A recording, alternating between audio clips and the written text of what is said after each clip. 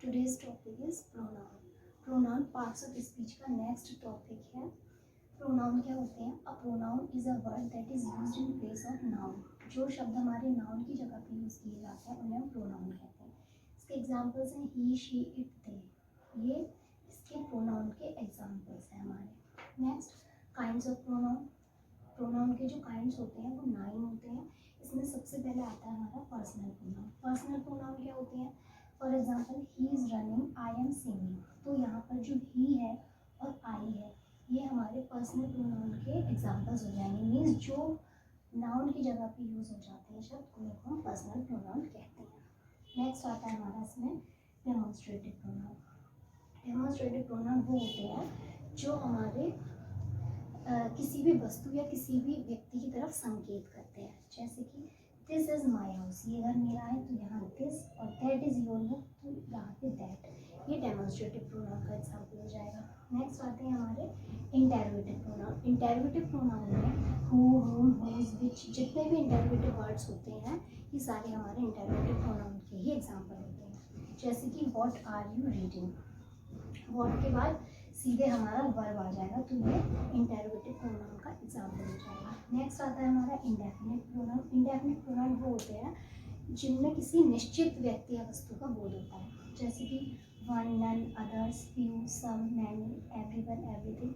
ये सारे एग्जाम्पल्स हमारे इंडेफिनिट प्रोनाउन के अंतर्गत आ जाते हैं. नेक्स्ट आता है हमारा रिलेटिव प्रोनाउन. रिलेटिव प्रोनाउन क्या होती है?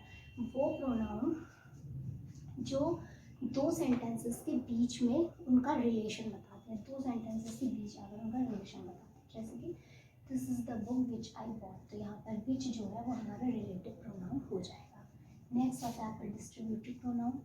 ईच, आई, ईदर, नीदर, ये सारे वर्ड्स हमारे डिस्ट्रीब्यूटिव प्रोनाउन के एग्जाम्पल्स हो जाते हैं. नेक्स्ट आता है आपका रिफ्लेक्सिव प्रोनाउन. रिफ्लेक्सिव प्रोनाउन वो होते हैं जैसे कि यहाँ पे माई सेल्फ वर्ड यूज़ हुआ है.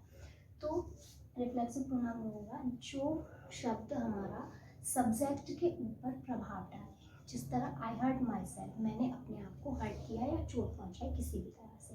तो ये जो माई सेल्फ है हमारा सब्जेक्ट के ऊपर प्रभाव डाला है, इसलिए यहाँ पर माई सेल्फ रिफ्लेक्सिव प्रोनाउन का एग्जाम्पल हो जाएगा. नेक्स्ट आता है हमारा इम्फेटिक प्रोनाउन. इम्फेटिक प्रोनाउन में आई माई सेल्फ डिड इट, ये भी सेम है इम्फेटिक प्रोनाउन.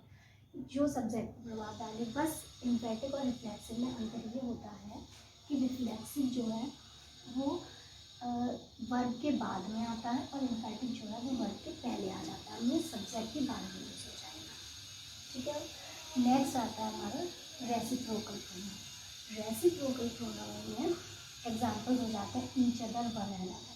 ये रेसिप्रोकल प्रोनाउन के एग्जाम्पल्स हैं.